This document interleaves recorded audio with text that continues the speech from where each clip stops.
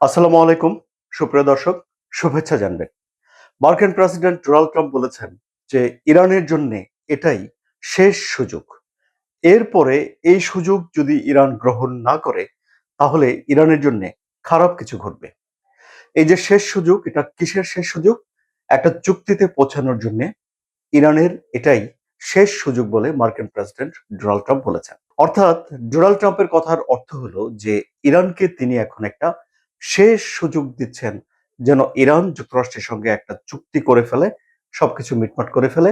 যদি এই দফায় ইরান চুক্তি না করে, মিটমাট না করে, তাহলে ইরানের জন্য কঠোর পরিস্থিতি সামনে অপেক্ষা করছে। এটি হলো ডোনাল্ড ট্রাম্পের ভাষ্য। ইরান বলছে যে এই সপ্তাহের ভেতরে যুক্তরাষ্ট্রের সঙ্গে তাদের আলোচনা করার কোনো সুযোগ নেই।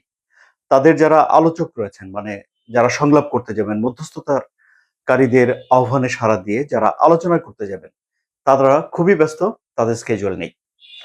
অর্থাৎ ডোনাল্ড ট্রাম্প বলছেন যে ইরানের সঙ্গে আলাপ আলোচনা চলছে। ইরান বলছে কোনো আলোচনা চলছে না, কোনো আলোচনা হতে পারে না।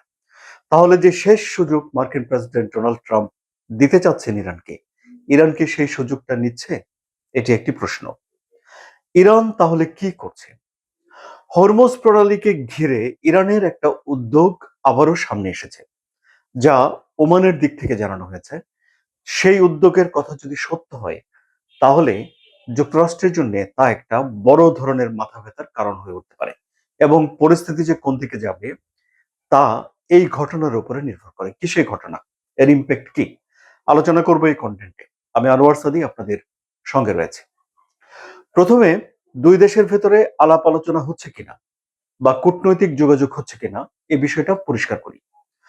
ডোনাল্ড ট্রাম্প যদিও বলেছেন যে ইরানের সঙ্গে যুক্তরাষ্ট্রের আলোচনা চলছে, কিন্তু কোথাও যুক্তরাষ্ট্রের সঙ্গে ইরানের আলোচনায় বসার কোনো ছবি রিলিজ হয়নি।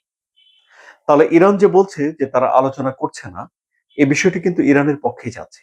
যদি আলোচনায় তারা বসতো, তাহলে তো কোথাও না কোথাও একটা ভেন্যু থাকতো, হয় কাতারে, না হয় ইউরোপের কোনো দেশে, না হয় পাকিস্তানে। কোথাও না কোথাও তো এই বৈঠকটা হতো। বৈঠক তো আর লুকিয়ে করার বিষয় নাই। সুতরাং সরাসরি বৈঠক হয়তো হচ্ছে না, এটা আমরা অনুমান করতে পারি। কিন্তু কূটনৈতিক যোগাযোগ রয়েছে বলে কাতার জানিয়েছে। কাতার বলছে যে যুক্তরাষ্ট্রের সঙ্গে ইরানের কূটনৈতিক আলাপ আলোচনায় অগ্রগতি আছে, অর্থাৎ পজিটিভ কিছু আছে, যে একটা মীমাংসার বিষয় হতে পারে। কাতার যখন এই কথা বলেছে, সেটি বিশ্বের তেলের বাজার অনেকখানি শান্ত করেছে। 2% ক্রুড অয়েলের দাম পড়ে গেছে। অর্থাৎ যারা তেল লেনদেন করে, বিক্রি করে, তারা আসলে মনে প্রাণে চায় যে হরমুজ প্রণালী যেন স্বাভাবিক হয়ে যায় এবং তেলের বাজার যেন স্থির হয়ে ওঠে। কিন্তু সত্যিকার অর্থে কি হরমুজ প্রণালী স্বাভাবিক হওয়ার পথে রয়েছে?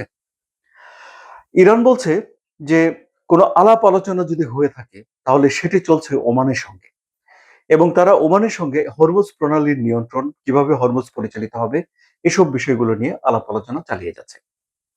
ওমান একটা প্রস্তাব দিয়েছে ইরানকে যে স্বেচ্ছায় এই হরমুজ প্রণালী পার হওয়ার সময় কেউ যদি টোল দিতে চায়, ফি দিতে চায়, তাহলে ইরান সেই ফিটা নিবে।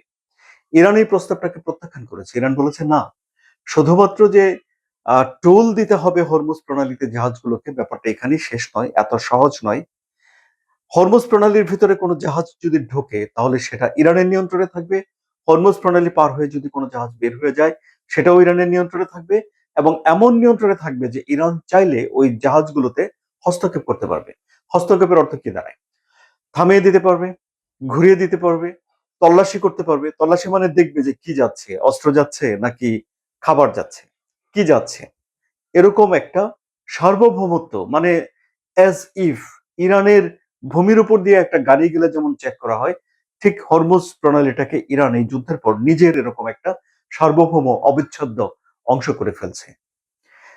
এটি যদি ইরান বাস্তবায়ন করতে পারে, তাহলে তা যুক্তরাষ্ট্রের জন্য বিশাল ঝুঁকি, বিশাল ক্ষতির কারণ হয়ে দাঁড়াবে।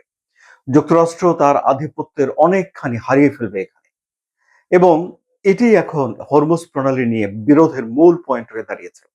যুক্তরাষ্ট্র কোনোভাবেই মধ্যপ্রাচ্যে তাদের আধিপত্য হারাতে চায় না। হরমুজ প্রণালীর উপরে নিয়ন্ত্রণ নিয়ে নিতে পারলে মধ্যপ্রাচ্যে একটা পরাক্রমশালী রাষ্ট্র হিসেবে ইরানের উত্থান ঘটবে, এবং মধ্যপ্রাচ্যের যত হিসাব নিকাশ আছে সব হিসাব নিকাশ উলটপালট হয়ে যাবে। নতুন করে ভাবতে হবে, নতুন করে বিবেচনা করতে হবে।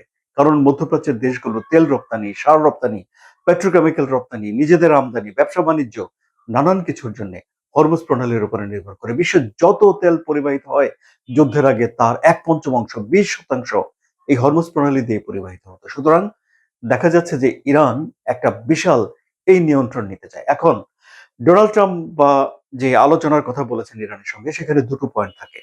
নাম্বার 1 পয়েন্ট হলো হরমুজ প্রণালী খুলে দেওয়া, নাম্বার 2 পয়েন্ট হলো ইরানের পারমাণবিক কর্মসূচিকে কাটছাঁট করা। তাহলে আগে ইরানের পারমাণবিক কর্মসূচি যুদ্ধ লাগার আগে তাদের প্রথম পয়েন্ট ছিল। এখন দেখা যাচ্ছে যে এটি আর প্রথম পয়েন্ট নয়, এটি পিছিয়ে পড়ে যাচ্ছে। মূল পয়েন্ট হলো হরমুজ প্রণালী খুলে দেওয়া। যুক্তরাষ্ট্রের অর্থমন্ত্রী খুবই আশাবাদী, দু একদিনের ভিতরেই হয়তো হরমুজ প্রণালী খুলে যাবে বলে তিনি মনে করছেন। আসলে এ ধরনের কথা বললে এগুলোর একটা ইম্প্যাক্ট তেলের বাজারে পড়ে এবং তেলের বাজার ঠান্ডা থাকে। এই হলো গিয়ে পরিস্থিতি। এখন আলোচনার মধ্যে ইরান কি যুক্তরাষ্ট্রকে এই ছাড়টা দেবে? ইরান কি হরমুজ প্রণালীর নিয়ন্ত্রণ ছেড়ে দেবে? এই যে এত কিছু ঘটছে তার মধ্যেও কিন্তু হরমুজ প্রণালীতে একটা জাহাজ আক্রান্ত হয়েছে। এক অজ্ঞাত স্থান থেকে হামলা করা হয়েছে, কেউ আর দায় স্বীকার করেনি এখনো। তার মানে হলো যে হরমুজ প্রণালী আসলে নিরাপদ হয়নি জাহাজ চলাচল করার জন্য। সুতরাং যুক্তরাষ্ট্রের জন্য এটা একটা বিশাল মাথা ব্যথার কারণ হয়ে দাঁড়িয়েছে। এর সঙ্গে তো আপনারা জানেনই ডোনাল্ড ট্রাম্পের মধ্যবর্তী নির্বাচন রয়েছে, ইরান এটিকেও একটা সুযোগ হিসেবে নিচ্ছে। পাকিস্তান বলছে যে এই যে দুই পক্ষের ভেতরে আলাপ আলোচনার ব্যাপারে তারা আশাবাদী। তো পাকিস্তান চেষ্টা করছে যে দুই পক্ষকে যেন আলোচনার টেবিলে নিয়ে আসা যায়। পাকিস্তান একটা ব্যাপক সাফল্য অর্জন করেছে কূটনৈতিকভাবে, ইসলামাবাদ টকস আয়োজন করে, যার আলোচনার ভিত্তিতে একটা চুক্তিও হয়েছিল যুক্তরাষ্ট্র এবং ইরানের ভেতরে, যদিও সেই চুক্তিটা টিকেনি। দুই পক্ষই বাতিল করেছে। প্রথমে বাতিল করেছে ডোনাল্ড ট্রাম্প, তারপরে বাতিল করেছে ইরান। সুতরাং এখন দেখা যাচ্ছে যে পরিস্থিতি ঘোলাটে হয়ে আছে এবং এই ঘোলাটে পরিস্থিতিতে এসে ইরান বলছে যে তারা হরমুজ প্রণালীর নিয়ন্ত্রণ ছাড়বে না, তারা কোনো রকম আলাপ আলোচনা করছে না। যুক্তরাষ্ট্র যদি আক্রমণ করে তাহলে সমান জবাব দেবে বলে ইরান জানিয়ে দিয়েছে। কিন্তু যুক্তরাষ্ট্র বলছে যে আলোচনা চলছে। যুক্তরাষ্ট্র বলছে যে ইরানকে হরমুজ প্রণালী স্বাভাবিক করতে দিতে হবে এবং এই বিরোধের কিভাবে নিষ্পত্তি হবে। এরই মধ্যে ডোনাল্ড ট্রাম্প বলেছেন যে ইরানের জন্য এটা শেষ সুযোগ। যদি ইরান শেষ সুযোগ না নেয় তাহলে তার পরিণতি ভয়াবহ হবে। এই হলো পরিস্থিতি। এবার আপনাদের মতামত আমি শুনতে চাই। কি ধারণা করছেন আপনারা? পরিস্থিতি কোন দিকে যাচ্ছে? আশা করি এই আলোচনা আপনাদের ভালো লেগেছে। যদি ভালো লাগে তাহলে লাইক, কমেন্ট, শেয়ার করুন।